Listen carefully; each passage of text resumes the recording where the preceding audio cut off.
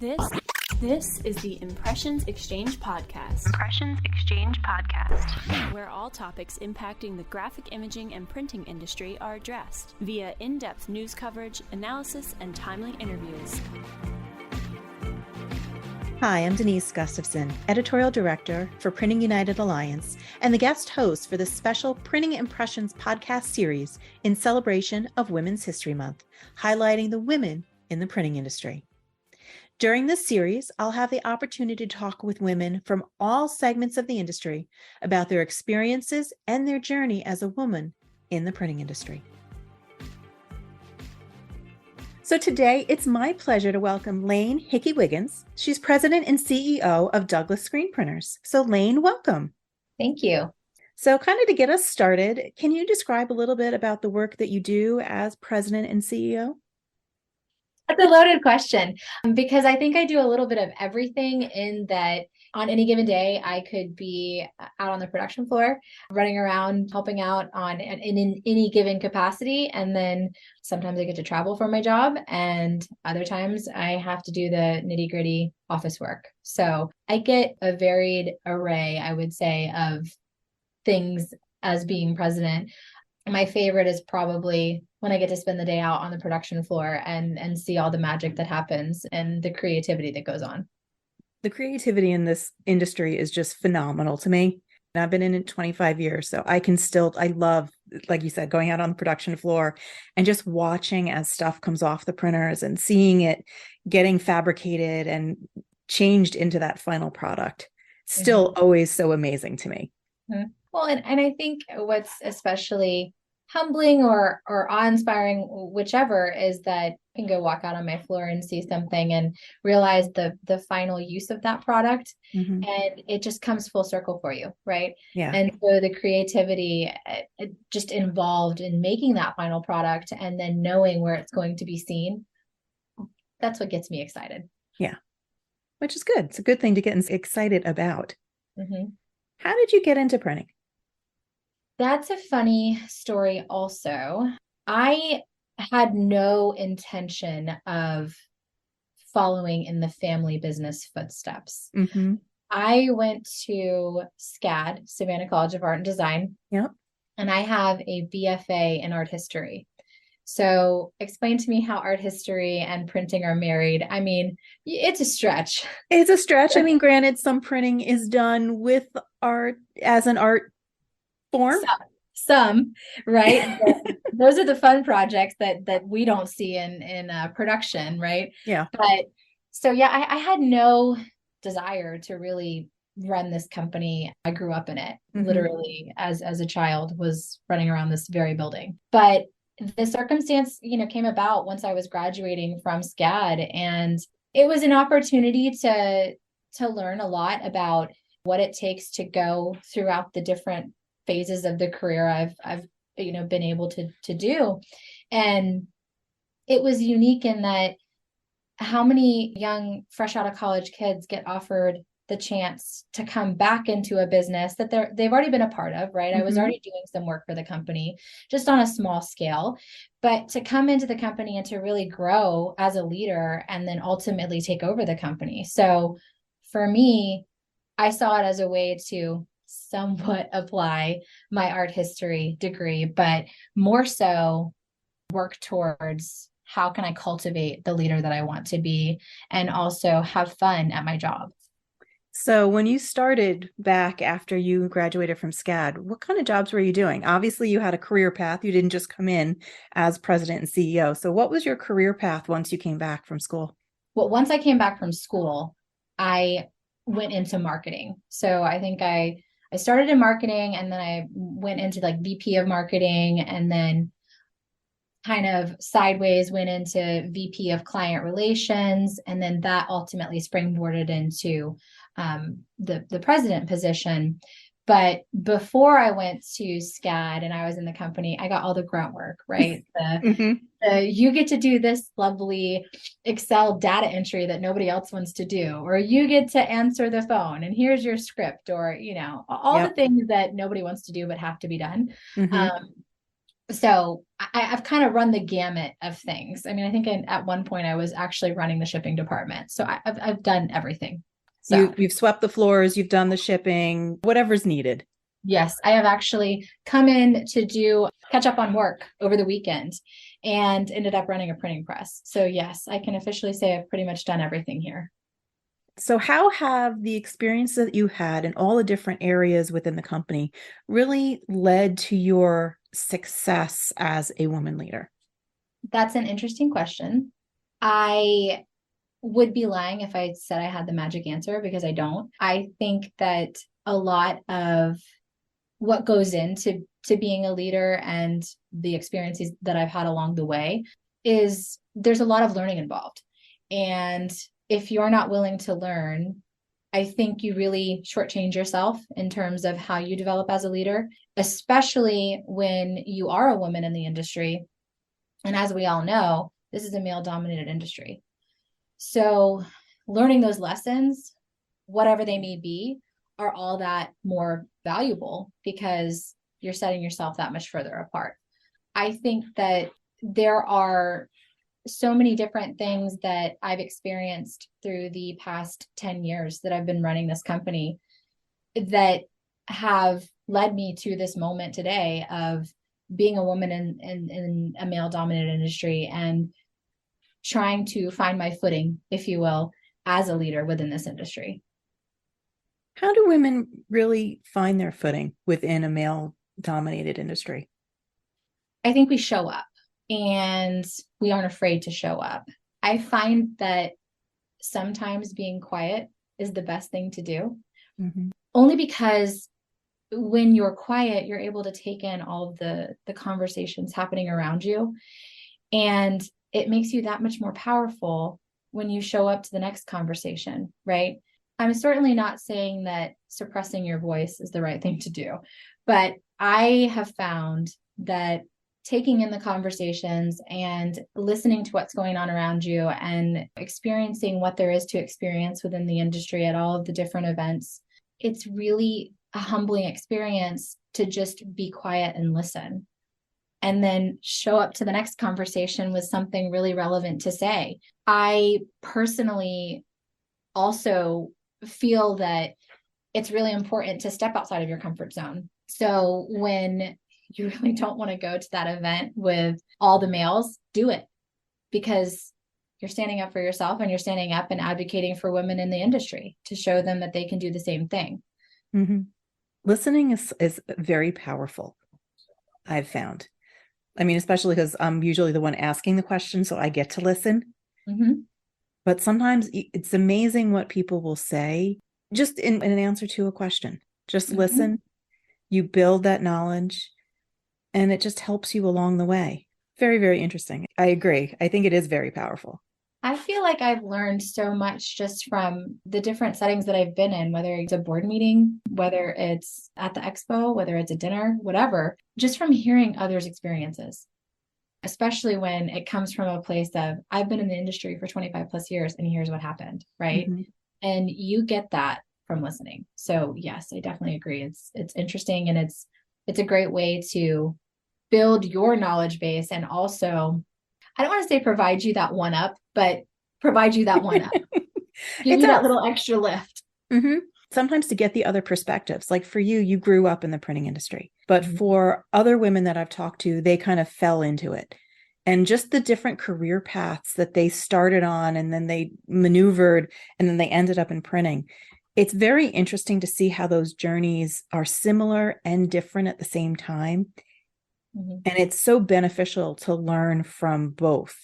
Because I'm sure you can get things and tidbits out of someone or another woman that has been in the industry as long as you, but she came in it through a different way. Yeah, I think that this isn't necessarily a sexy career, right? True. I mean, and so I think that it's kind of hard to attract to in the first place, and more so if you're a woman, because you don't necessarily look at printing and be like, I want to do that, right? But Most I think 6-year-olds don't say, I want to be a printer when I grow up. exactly. They want to be a firefighter or a Mhm. policeman or a doctor, right? Like all the cool careers, which I'm not judging because my husband is a firefighter.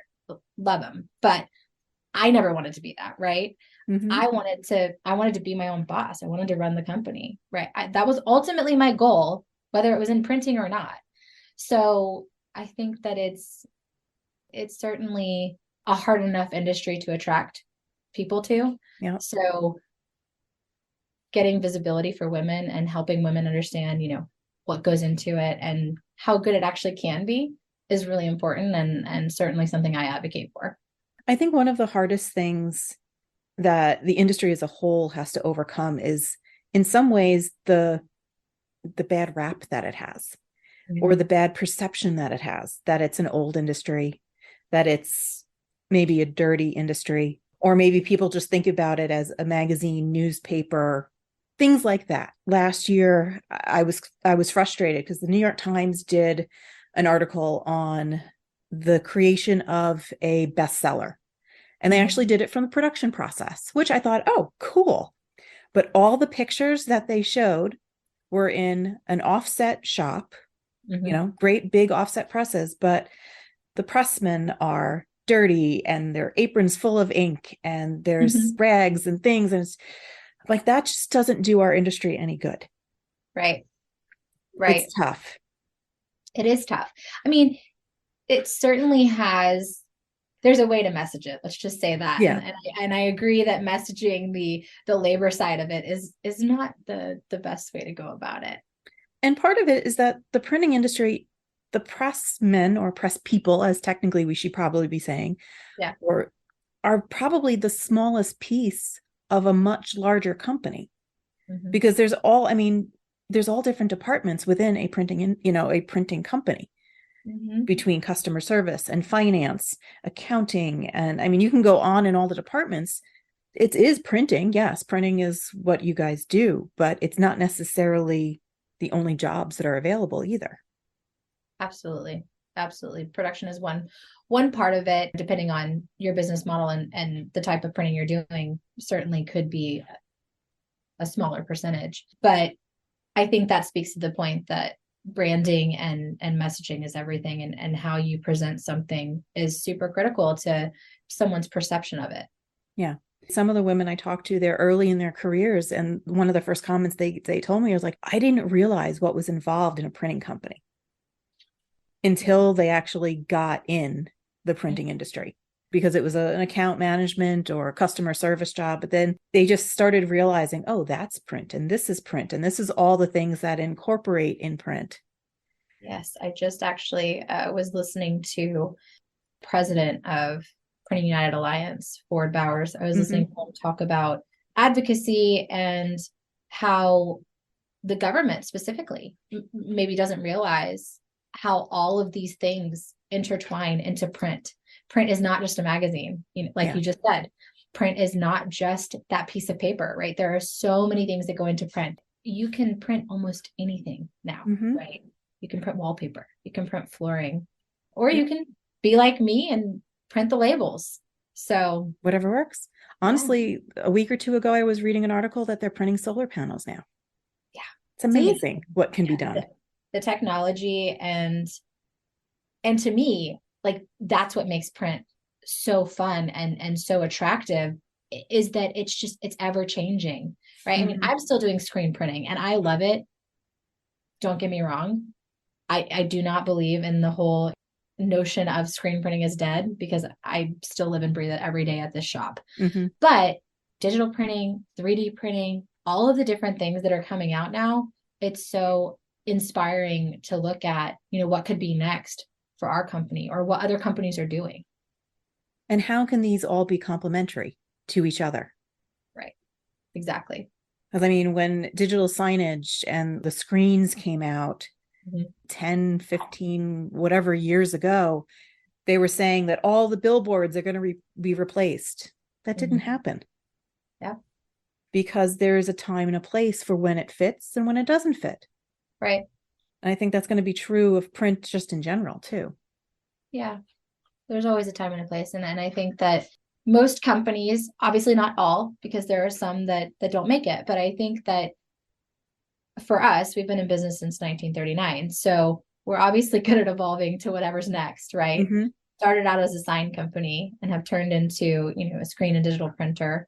I think it's just about evolving into whatever's the right next step for you and your company.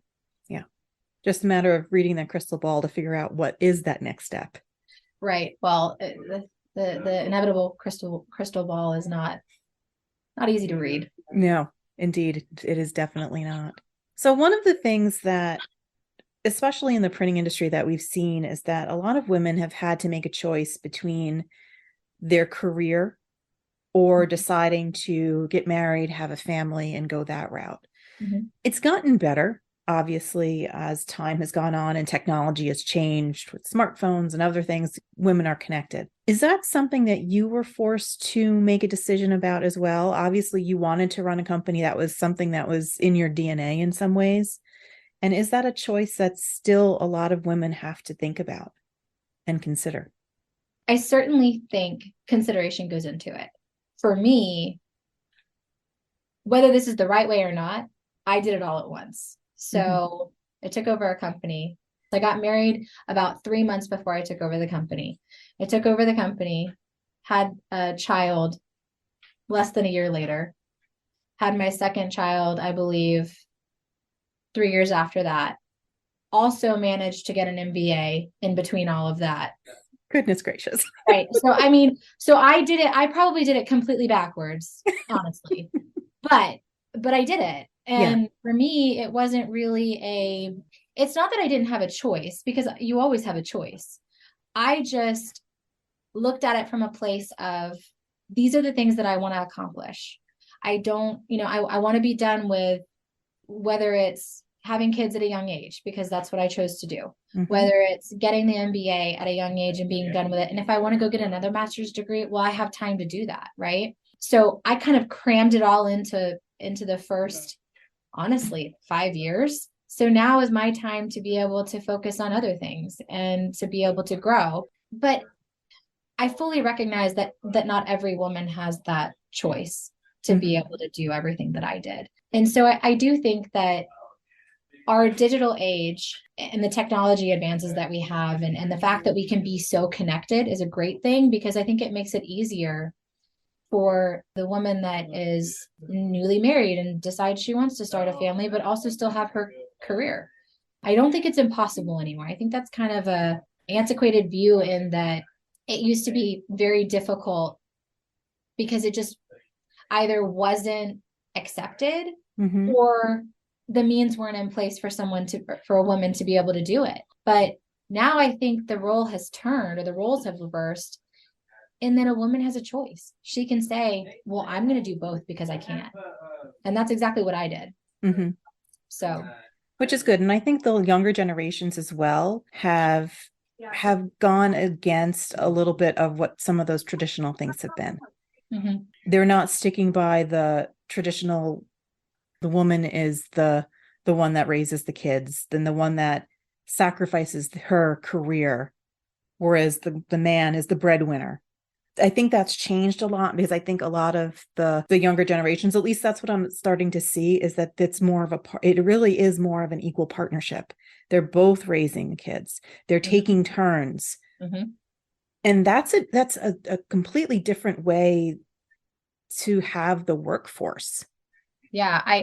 So for me specifically, that's exactly what happened. And I would not have been able to do nearly the amount of things that I did if it wasn't that partnership dynamic, just because my husband was so involved in terms of, I'm going to keep the kids, or I'm going to do this, or whatever, so that I could focus on where I was at any given point during those first 5 years. So I certainly think that has also helped change what I was talking about earlier, with it being a role reversal, and with it being a different set of circumstances in which we're able to make our choice. Support systems are always everything, right? And so if you don't have the right infrastructure, this is true for businesses also. If you don't have the right infrastructure in place, it's not going to happen. So I thankfully and humbly appreciate my husband because I had the right infrastructure in place and still do. And I certainly think that while you don't have to rely on a man or a significant other, I think that it's great to have that backup and that support, same as you would, a VP or COO or whatever the title is. Mm-hmm. Yeah, it certainly helps to have that support. In some cases, I mentioned this one woman, it takes a village sometimes. Mm-hmm. Because sometimes you can't go. Maybe your husband or your significant other can't go to pick them up for lacrosse or soccer or whatever, but there's friends and relatives that can help, that can pitch in, that also help. And things have changed in that regard. Yeah, they certainly have. The women used to be the sole caretaker, right? Mm-hmm. There was this expectation that they stayed home and they did all the housework and they did all the chores and whatever all of that looks like. But it's just not that way anymore. And rightfully so. We deserve the right to do whatever a man does. And so I think that it's been such a interesting experience to watch how it's evolved. Even in my lifetime, and I'm in my early 30s, but it's changed even still. And it continues to change. Women decide, well, I don't want to live by those prescribed set of rules, and they shouldn't have to. Very true. Now, you're a leader, obviously, in the company. So for you, what would you suggest for other women who want to eventually maybe step into a role of a president or somewhere in the C-suite? What advice would you can give them about how to develop leadership skills? I would say that this is a tough question for me to answer only because I feel like I forced myself to learn all of the things, right? Mm-hmm. And at a fast clip, and hopefully I retained half of it, maybe not even, but I think that honing leadership skills and finding what you want to focus on is all about how can you set yourself apart, right? Like, how can you prove your place in any given setting? And because I didn't come into the industry in a, let's say, typical manner, it's why it's a hard question for me to answer. But I will say that my mom specifically said, one of the requirements that I'm going to have for you to be able to take over this company is that you're going to have to get an MBA. And at the time I said, well, that's quite frankly stupid. Why do I need an MBA? What is that going to teach me? Right. But I do think that there is merit in going through that level of education. And I do think that you get something valuable from, if nothing else, the experience alone, right? There are things to take away from education. And no, you don't have to take it all away. Like, you don't have to internalize all of it, but I think that there is value. And then the other thing is, I have learned kind of at the trial by fire, right? Like, you get put in a really tough situation and you figure it out. And so I think that in terms of what I would say to an incoming woman leader, or what I would focus on is, go after the degree, go after the leadership class, right? Go after whatever it is you want, because you can do it, right? But I think that making yourself stand out and taking the time to make yourself stand out in a way that is not relevant, but in a way that speaks up for you, or that speaks volumes, however you want to look at it, is really important. So this is a time where I would say, don't be quiet, right? Like, use your voice and show up, because that's how you're going to move to the next step, right? Yeah. I watch the women that come into my company, and it's so fun to work with them, because I think, they come from different industries, or, like, I have one that came from real estate, and I have another one that came from IT. And the one that came from IT was like, I look at you, and I think she's older than me, mind you. And she goes, I look at you and you're such a mentor. Like, you listen to what I have to say, and you give me the confidence to be able to do what I need to do. So I think that using your resources in the form of your leaders, whoever they may be, is also really valuable. So I certainly don't prescribe to do anything right, but apparently I did in this case. It worked for you. Yeah. And it might work for others. You never know. Everybody learns differently. Everybody attacks a problem differently as well. Yeah. And I also think it's important to advocate for yourself and know when a situation is a good situation and know when it's not. And what I mean by that is that there is such a thing as a bad boss. And I don't think that those are the companies where you want to spend your time trying to further yourself in your career, right? Like, you don't have to put up with a bad boss. There are hundreds of other companies that will willingly take you. And so I think that from my perspective as a CEO, and what I'm focused on is I always want to make sure that I'm doing the right thing by my employees. So I certainly would expect any of my employees to be able to have that candid conversation. And so I think that as a woman in the industry, if it's not the right fit, go to the next right fit. Right. Don't be stuck just because you think you don't have any other options. Exactly. I think that that's such an important, I think that's an important lesson, because I think that if we look at what's going on right now with what are they calling it? The Great Resignation. Yeah. I mean, it's like all of the sense of enlightenment, right? Where, oh, I don't have to do that, right? I don't have to learn from that person. I don't have to grow in that company. Well, the same is true here. And so I think it's really important to know, internally, this is a good fit, and this is where I can grow and I can learn and I can move up and maybe ultimately be the CEO of a company. And for a lot of women, I think that's scary to take that step. You're in a situation, it's a known entity. The uncertainty of, well, might the next company be? It might be the same, might be worse, it might be way better. But to take that jump and that leap of faith in some ways is scary for women and men. It doesn't matter. The unknown is scary for everyone. It never matters, because you have to make the choice. Am I going to do this or am I not going to do this? And it certainly is. The unknown is always scary, but it's not a bad thing. So in conclusion, I'm going to kind of go for one of the last questions I want to ask is from like the 30,000 foot view. Looking at the industry, how do you think the industry as a whole can appeal to more women, more diversity, and getting more perspectives into the industry? How can we go about doing that? It's a loaded question, I know. That is. It's like, how do we solve all the world's problems? No, I know it's not all at once, right in this podcast. So if I had the answer, I would give it to you. But that's so Or how can we start on a smaller level? Maybe what can your company do to help? And maybe that can be repeated. Right. So the point I was talking about earlier with bringing women in, I look at it from, when I'm hiring, obviously I'm always thinking about diversity and inclusion, right? Because we need it. I mean, you asked the question, we clearly need it. But the reality of it is that you don't always necessarily have the pool of candidates to choose from. Very true. So from my level, let's just use my company as an example. I think what each of us needs to be aware of, or what my company does, is we make a concentrated effort to go after those people, right? To go after the women, to go after diversity, to find how we could potentially bring those people in that aren't there, and how we can make a small change. Because if we can make a small change and we're at the level we're at, well, there's no reason why a big company, ones we don't need to name, but why they can't make the same change. And I think it starts with really living it and breathing it in your company, and making sure that all of your employees live and breathe it. Because if they can't, then it's not going to happen. Because those people aren't going to feel welcomed.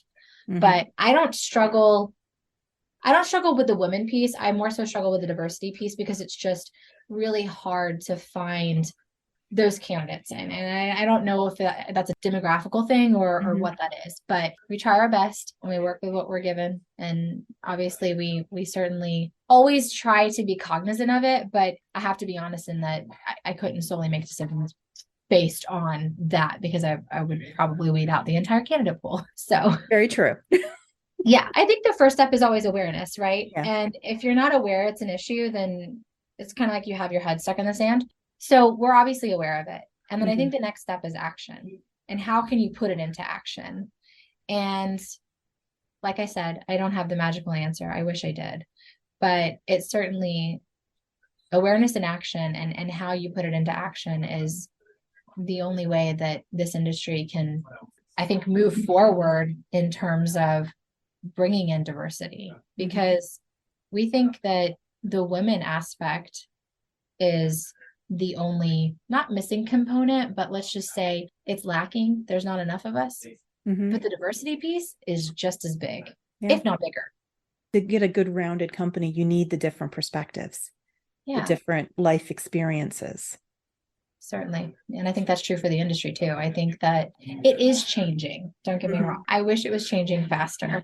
Yeah. I wish we had more women, more diversity now, but obviously these things take time, and you can't necessarily weed everybody out at one time, right? You don't want to weed everybody out, but you want to bring in fresh perspective. And that's so important for us to be able to grow and evolve, not just related to my company, but also as an industry.